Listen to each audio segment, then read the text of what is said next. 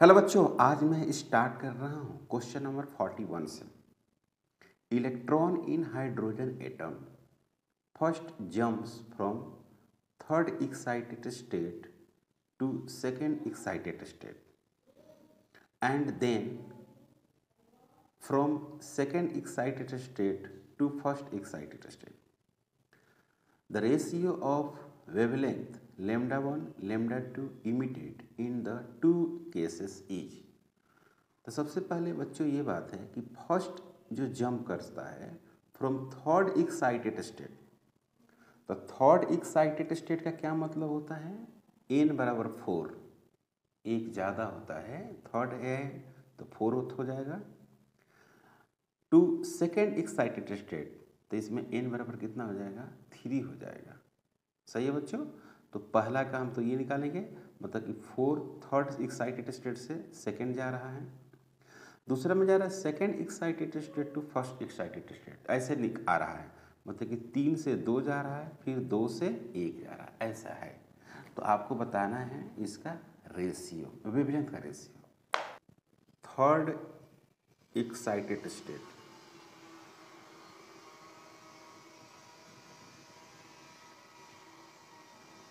To second excited state,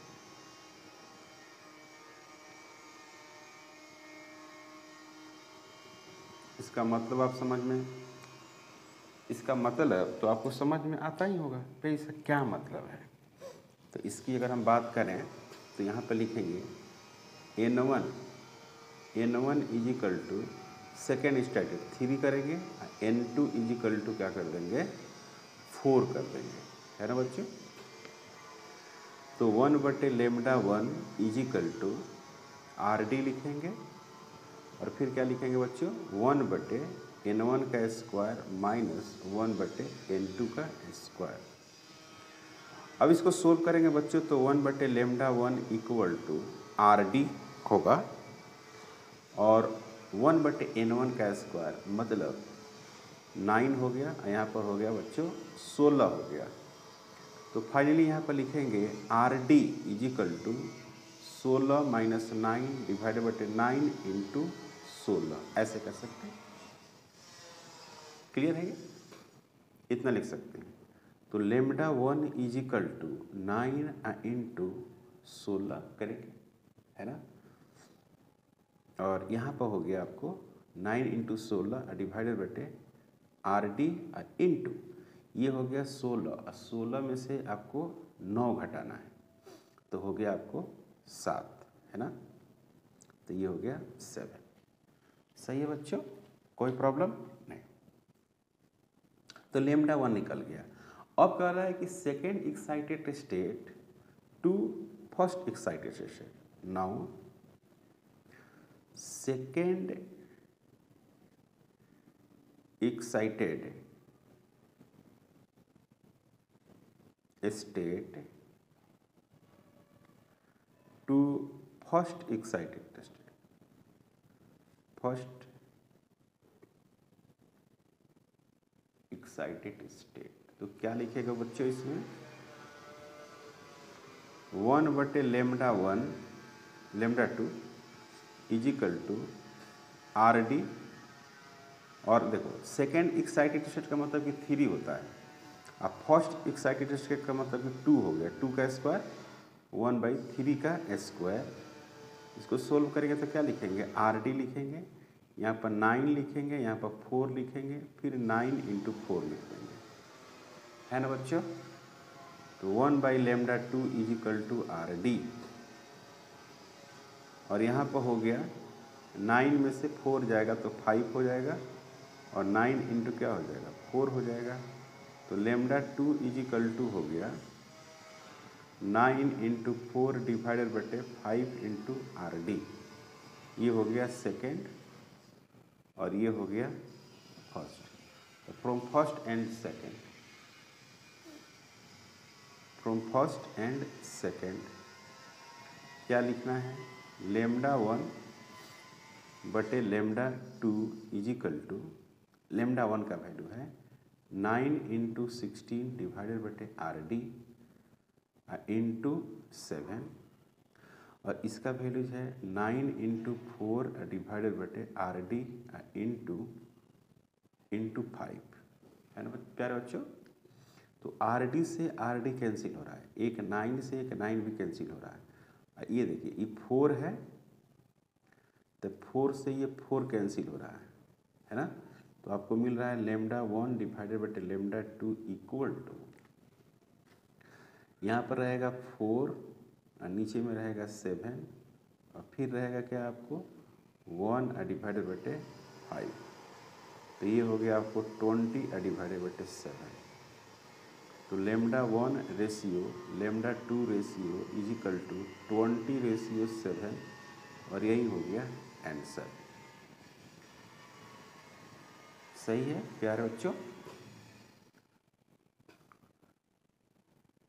20/7 option D आपको option में है जो करेक्ट है। थर्ड एक्साइटेड स्टेट का मतलब हुआ N1 बराबर 4 हुआ, N2 बराबर, और सेकेंड एक्साइटेड का मतलब कि 3 हो जाता है। इसका एक लेमडा 1 वैल्यू निकालेंगे। फिर कह रहे हैं कि सेकेंड एक्साइटेड स्टेट से आपको फर्स्ट एक्साइटेड स्टेट में जा रहा है, तो यहाँ पर N1 बराबर सेकेंड हो जाएगा और N2 बराबर 3 हो जाएगा। अब इसको सोल्व करेंगे, रेशियो लेंगे तो आंसर आएगा 20/7, जो ऑप्शन में देखा जाएगा तो डी ऑप्शन करेक्ट मिलेगा। Question number 42, an electron of stationary hydrogen atom passes from fifth energy level to ground level, माने फिफ्थ एनर्जी लेवल से ये आ रहा है बच्चों ग्राउंड लेवल आ रहा है, ठीक है। The velocity that the atom acquire as a result of photon emission will be। तो कह रहे हैं कि आपको वेलोसिटी निकालना है। ओके, आप देख रहे हैं आर के केस में है रेडबर्ग कांस्टेंट है, प्लैंक्स कांस्टेंट है, इस तरह के टर्म है, मास के टर्म है। पहले ध्यान दीजिए स्टेशनरी है तो फिफ्थ एनर्जी लेवल से कहाँ आ रहा है, ग्राउंड एनर्जी लेवल में आ रहा है। क्लियर, यहाँ तक कोई डाउट नहीं। ओके, तो हमको क्या निकालना है, वेलोसिटी निकालना है। वेलोसिटी हम लोग कैलकुलेट करने वाले हैं। तो कैसे करते हैं कैलकुलेट, आप देखिए। Velocity 42 N1 equal to 1, N2 is equal to कितनी है 5, तो 1 डिवाइडेड बटे lambda is equal to R D 1 बटे N1 का स्क्वायर माइनस 1 बटे N2 का square,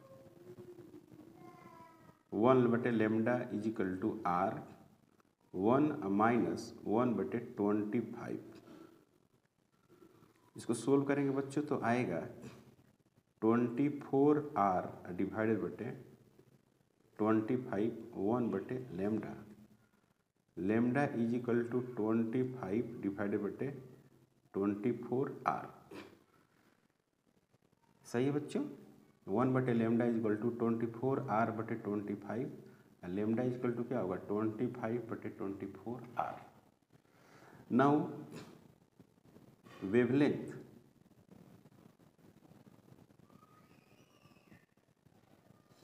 lambda is equal to,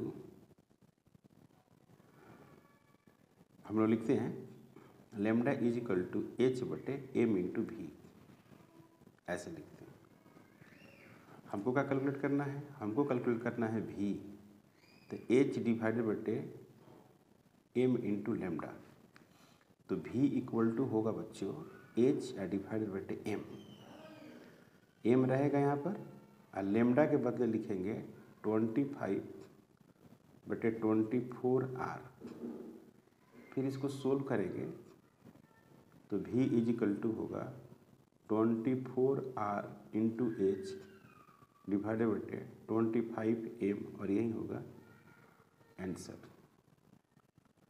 सही बच्चों, 24RH बटे 25M ऑप्शन अगर देखें तो आपको ए ऑप्शन करेक्ट मिलेगा।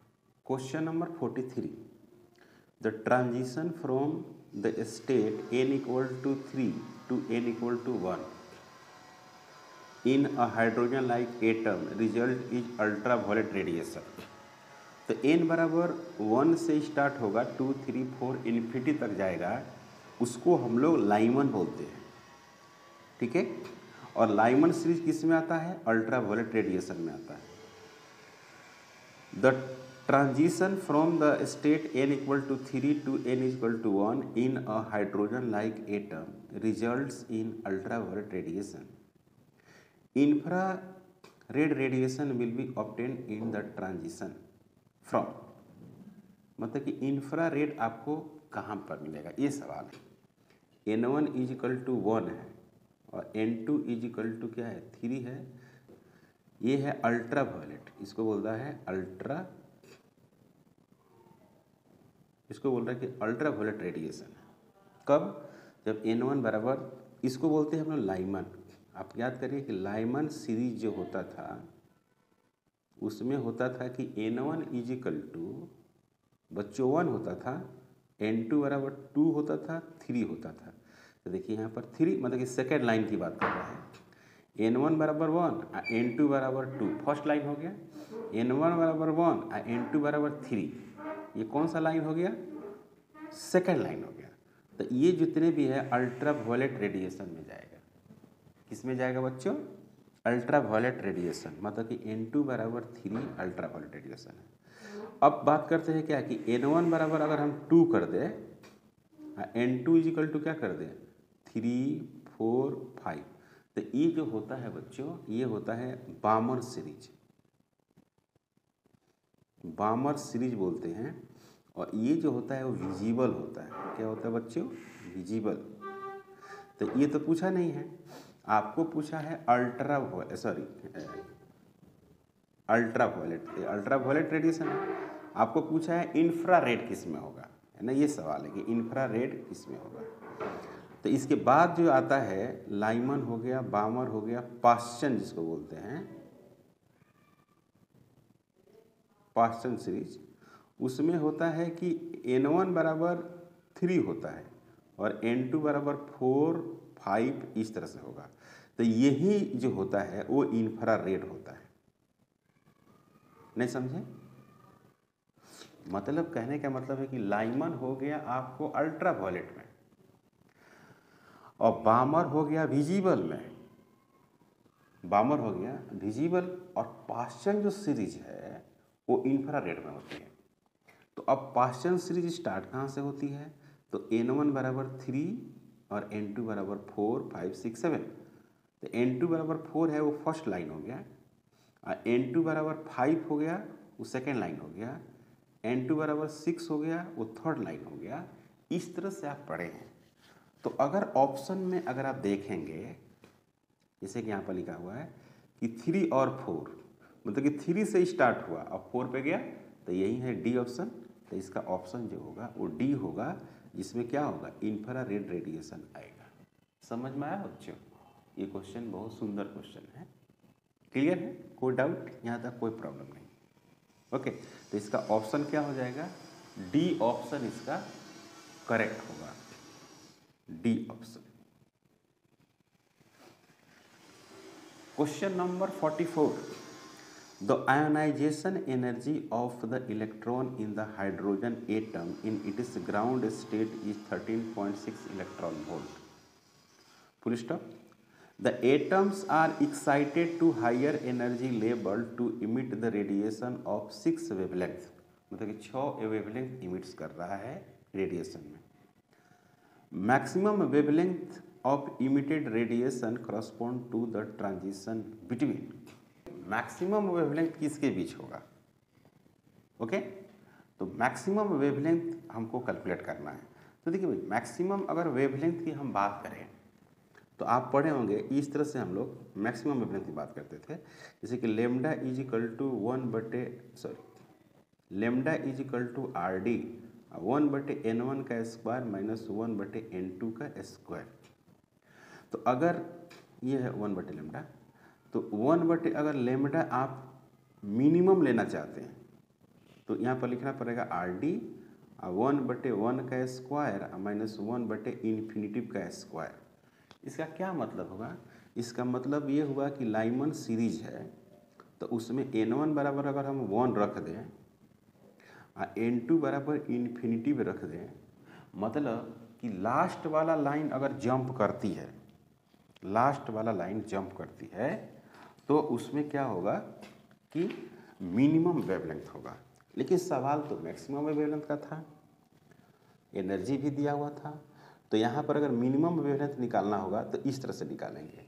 उसी तरह से बच्चों अगर मैक्सिमम वेवलेंथ निकालना हो तो आप क्या लिखेंगे? RD 1/n1 का स्क्वायर माइनस 1/n2 का स्क्वायर लिखते हैं तो यहाँ पर n1 = 1 लिख दीजिए और n2 = क्या लिख दीजिए? 2 लिख दीजिए। नज़दीक से जंप करेगा तो मैक्सिमम होगा, है ना बच्चों। तो कोई भी सीरीज है जैसे कि लाइमन सीरीज है तो आपको पता है कि लाइमन सीरीज में 1 से स्टार्ट होता है ना, मतलब कि n1 बराबर 1 होता है, n2 बराबर 2 3 4 5 हो सकता है। उसी तरह से बामर है तो n1 बराबर 2 होता है और n2 बराबर 3 4 5 होता है।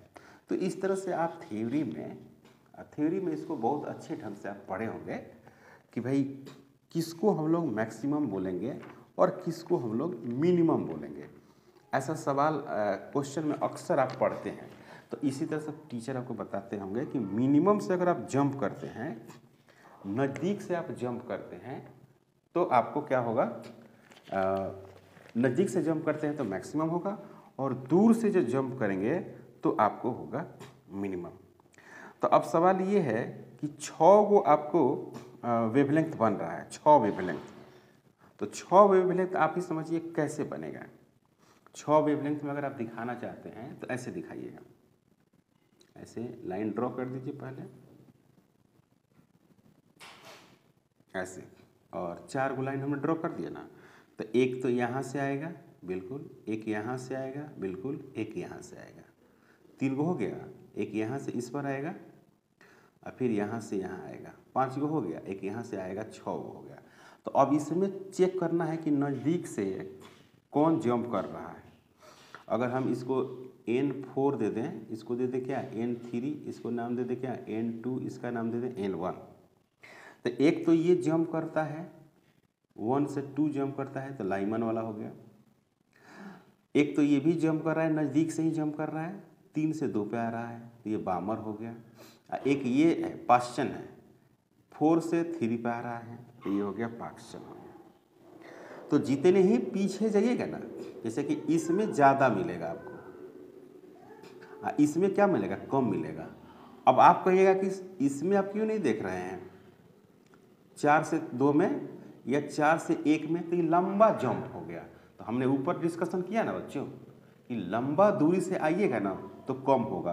तो इसको और इसको तो यूँ ही छोड़ दीजिए, बात करिए इसका और इसका बात करिए।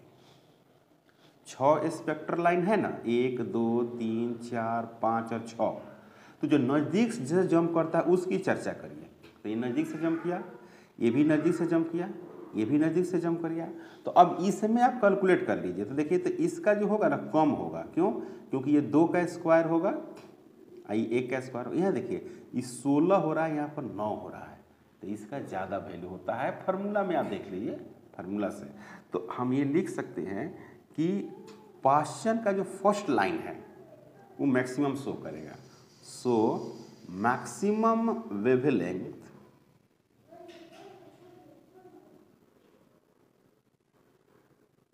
will be first line of Paschen series.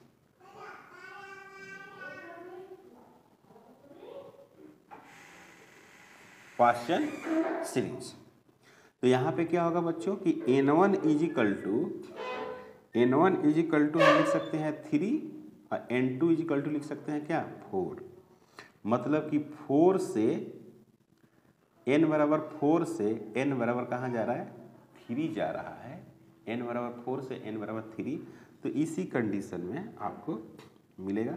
तो आंसर में क्या होगा सी ऑप्शन करेक्ट होगा। सही है बच्चों, कोई doubt?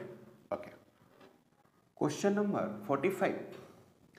Ionization potential of hydrogen atom in is 13.6 electron volt. Hydrogen atom in ground state are excited by the monochromatic radiation of photon energy 12.1 electron volt. According to Bohr's theory, the spectral lines emitted by the hydrogen will be clear. 13.6 electron volt दिया हुआ है, okay, और यहाँ पर है आपको 12.1 electron volt. E is equal to क्या लिखेंगे बच्चों, यहाँ पर लिखेंगे -En माइनस 13.6 इलेक्ट्रॉन वोल्ट.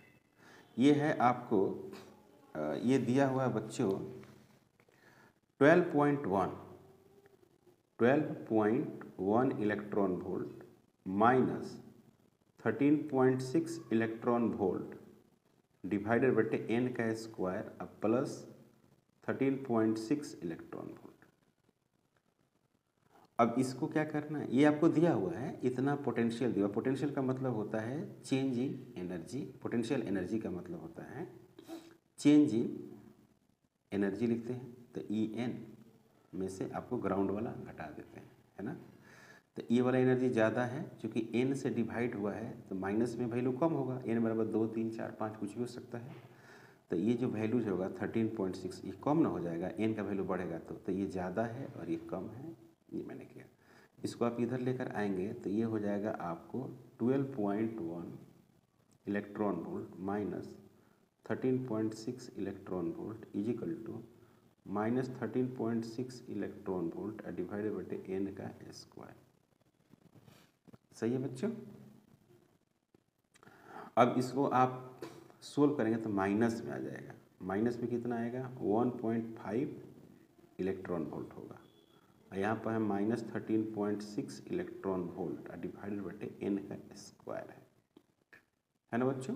तो माइनस से माइनस कटेगा, इलेक्ट्रॉन वोल्ट से इलेक्ट्रॉन वोल्ट कटेगा, तो n square is equal to होगा 13.6 डिवाइडेड बटे 1.5. इसको सोल्व करेंगे बच्चों तो ये 9 हो जाएगा. तो n square is equal to 9. तो n इज इक्वल टू कितना हो जाएगा प्यारे बच्चों 3 हो जाएगा. प्रिंसिपल क्वांटम नंबर n बराबर हो गया 3 और ये है प्रिंसिपल क्वांटम नंबर.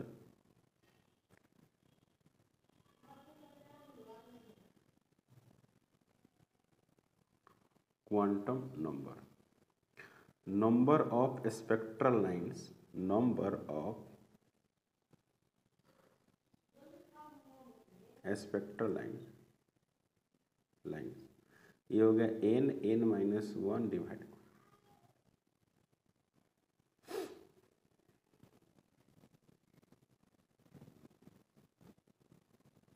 ये हो गया 3 × 2. यहाँ पर क्या हो गया 6 नंबर ऑफ स्पेक्ट्रल लाइन्स होगा. यही हो गया answer.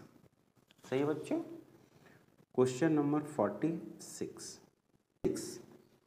Energy levels A, B and C of a certain atom corresponding to increasing values of energy E, A, EB and EC. तो सबसे कम एनर्जी किसका है EA का है, उसके बाद EB का है, उसके बाद EC का है.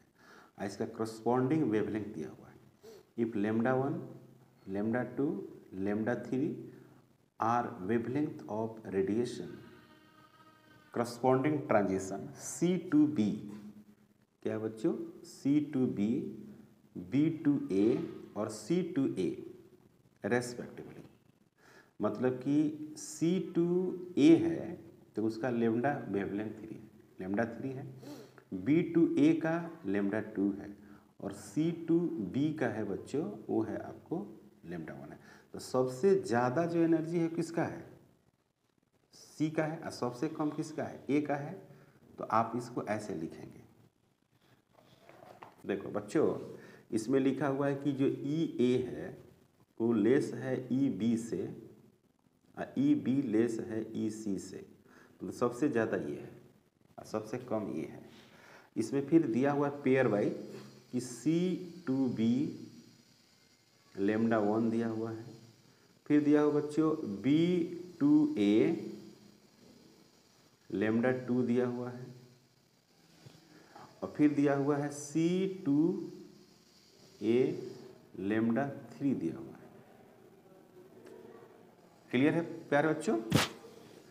तो एनर्जी जो होगा EC minus EA is equal to, फिर लिखेंगे क्या, EC माइनस EB प्लस क्या लिखेंगे प्यारे बच्चों, EB माइनस EA।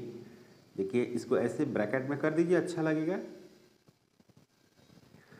इसको सोल्व करेंगे तो ये कट जाएगा ना, माइनस है प्लस है, तो क्या बच जाएगा प्यारे बच्चों, EC माइनस EA। तो देखो EC माइनस EA यहाँ भी है, इधर भी है, तो इसको क्या लिखेंगे, HC डिवाइडेड बाय, देखिए EC C का और A का क्या है, लेमडा 3। ये क्या हो गया प्यारे बच्चों, C और B का लेमडा 1, फिर क्या हो गया HC डिवाइडेड बाय लेमडा 2, ये और ये कैंसिल हो गया, तो आपको मिला 1 lambda 3 is equal to 1 lambda 1 plus 1 lambda 2। Clear है बच्चों? 1 lambda 3 is equal to lambda 1 plus lambda 2 divided by lambda 1 lambda 2। Lambda 3 is equal to lambda 1 lambda 2 divided by lambda 1 plus lambda 2। This is the answer. Simple question, कठिन question नहीं, simple. Question number 47, maximum frequency of emission is obtain for the transition. देखो बच्चों यहाँ पर क्या है कि आपको फ्रीक्वेंसी की बात करना है। तो फ्रीक्वेंसी जो होता है वो रेसिप्रोकल ऑफ वेवलेंथ होता है ना। फ्रीक्वेंसी में होता है कि जिसका वेवलेंथ ज़्यादा होगा उसकी फ्रीक्वेंसी क्या होगी, कम होगी, इस तरह से बातें आती हैं। ओके, तो इसमें करना क्या है कि चेक करना है कि किसका वेवलेंथ है ना मिनिमम होगा। तो आपको पता था ना कि वेवलेंथ में क्या होता है कि जैसे इसका वेवलेंथ सबसे ज़्यादा होगा है ना, उसके बाद इसका होगा, सबसे कम वेवलेंथ किसका होगा, इसका होगा, तो फ्रीक्वेंसी इसका ज़्यादा होगा, रेसिप्रोकल होता है। क्लियर? फ्रीक्वेंसी को मैंने बता चुका है फार्मूला आपको, आप वेवलेंथ भी निकाल लीजिए, उससे भी आप कैलकुलेट कर सकते हैं। क्लियर?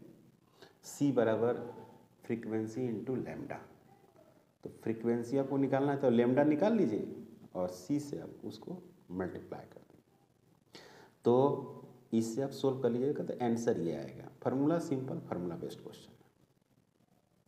48, व्हेन एन इलेक्ट्रॉन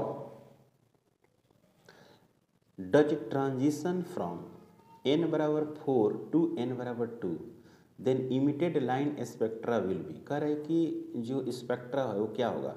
तो सबसे पहली बात ये है कि n2 बराबर 2 मतलब कि 2 से स्टार्ट हो रहा है, तो 2 से स्टार्ट होगा बच्चों, तो ये बामर सीरीज हो गया। जब 2 ही से स्टार्ट होगा, आप ध्यान दीजिए 48 को मैं बता देता हूँ, 48 कि n1 is equal to 2 n2 is equal to 4 है। सही बच्चों? तो जो बामर सीरीज होता है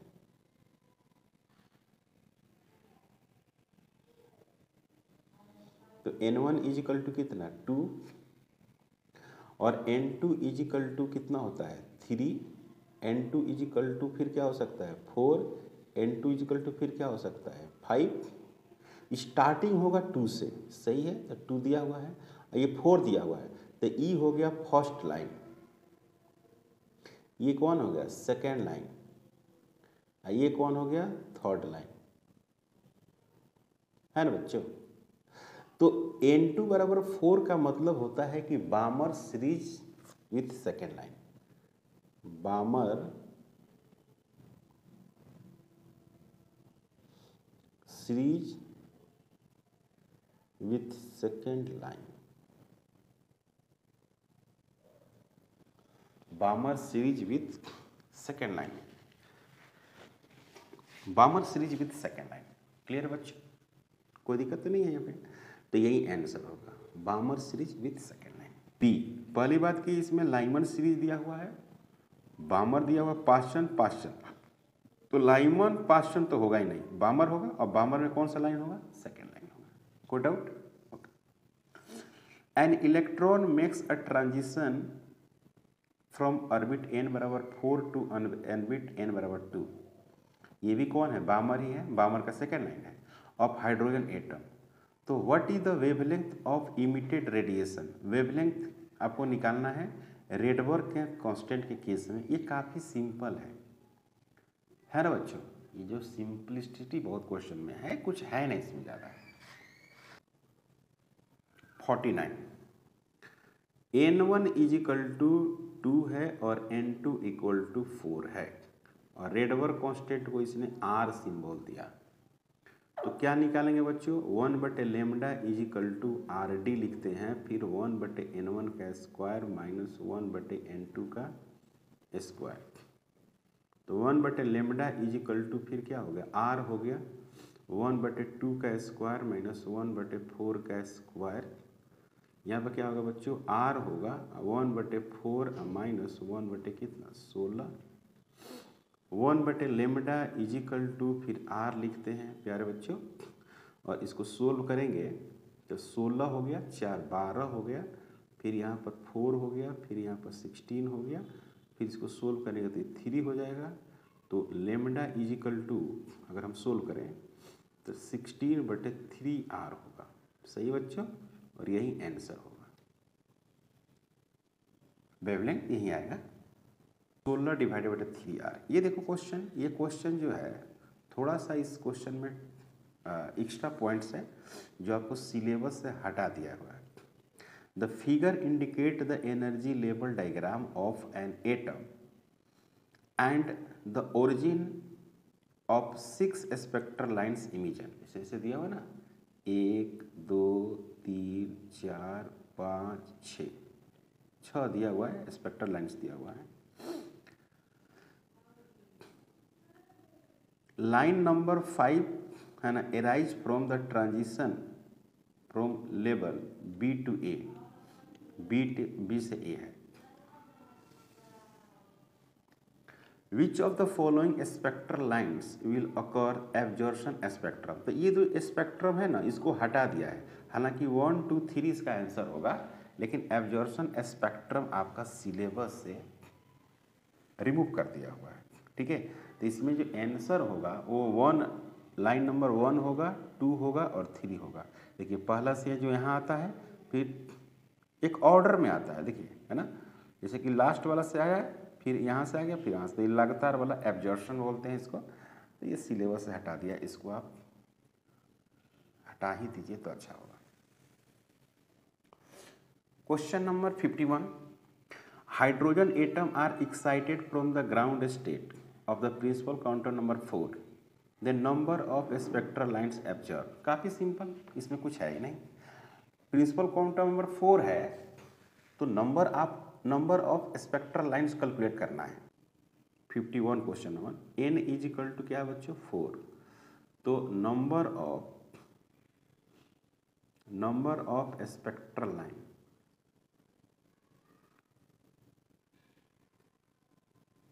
n-1 डिवाइडेड बटे 2, 4 माइनस 1 डिवाइडेड बटे 2, तो ये हो गया बच्चों 4 × 3 डिवाइडेड बटे 2, तो ये हो गया 2, यहाँ पर हो गया 6, ये आंसर हो गया, सही है बच्चों।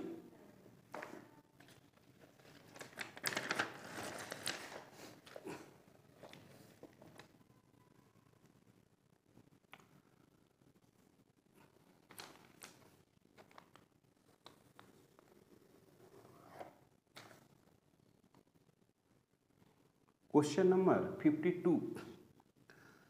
Consider an electron in the nth orbit of hydrogen atom in the Bohr's model.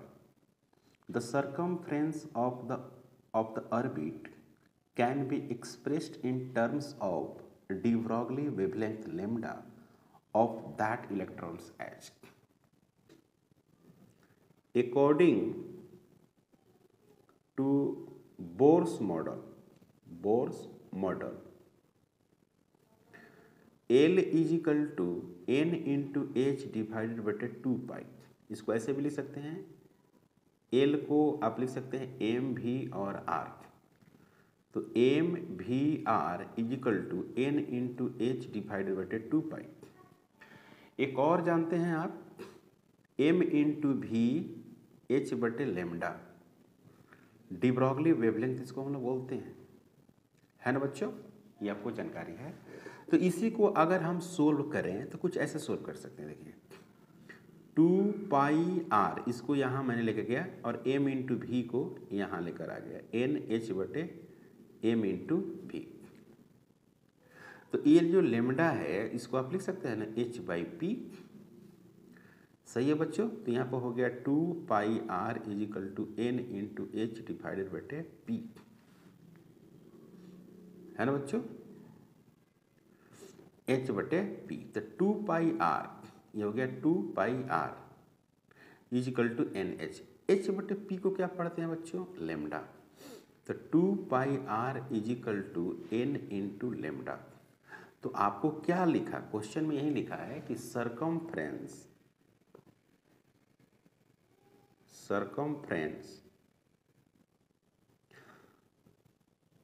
Is equal to N into lambda, यही हो गया आंसर। तो आंसर डी होगा, सही है बच्चों। आपको समझ में आ रहा है, काफी important, clear. Question number 53, the interplanar distance in a crystal is 2.8 into 10 to the power minus 8 meter. The value of maximum wavelength which can be diffracted. ये जो है आपको एक्सरे में पढ़ना है ना। एक फार्मूला पढ़ते हैं हम लोग, 2d sine theta is equal to N into lambda, ऐसे पढ़ते हैं हम लोग, ठीक है। तो यहाँ पर क्या कर रहा है कि मैक्सिमम की बात कर रहा है, तो इसका मैक्सिमम वैल्यू कितना हो जाएगा बच्चों, 1 हो जाएगा। n बराबर यहाँ पर 1 है फर्स्ट के लिए, लेमडा निकालना है, तो 2d is equal to lambda. तो ये हो गया lambda is equal to 2 into D, 2 into D. D का जो वैल्यू है बच्चों वो है 2.8 into 10 to the power minus 8। तो ये हो गया आपको 6 और 4 एक 5 into 10 to the power minus 8 metre. तो 5.6 into 10 to the power minus 8 metre. Answer अगर आप देखेंगे तो आपको बी आंसर मिलेगा, सही है बच्चों। तो question number 53। Question number 54, the minimum wavelength of X-ray ray produced by an electron accelerated through a potential difference v volt is directly proportional to the potential difference जो है वो वेवलेंथ पे क्या रिलेशन रखता है, ये आपको पूछा है यहाँ पर, क्लियर है बच्चों। तो आप यहाँ पर लिखेंगे कि E इक्वल टू SC बटे लेमडा होता है, and for electron in potential difference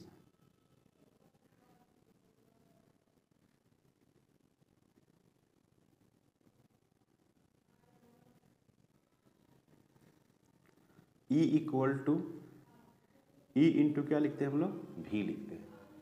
अब इस दोनों को इक्वेट करेंगे तो E into V is equal to SC बटे क्या हो गया, लेमडा।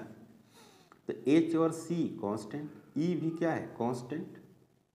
तो V जो है इन्वर्सली प्रोपोर्शनल लेमडा, यानी लेमडा जो है इन्वर्सली प्रोपोर्शनल V, यही आंसर होगा, सही है बच्चों। मतलब कि लेमडा जो होगा वो 1 बटे क्या होगा, V, और ये हो गया आंसर। तो इसमें अगर ऑप्शन देखेंगे तो आपको ऑप्शन जो मिलेगा वो B मिलेगा। तो आज हम लोग एटम चैप्टर को फिनिश किए हैं। नेक्स्ट वीडियो में हम लोग कंटिन्यू वर्क करेंगे न्यूक्लियस की। चैनल पर अगर आप नया हैं तो प्लीज़ सब्सक्राइब करें, शेयर करें। Thank you.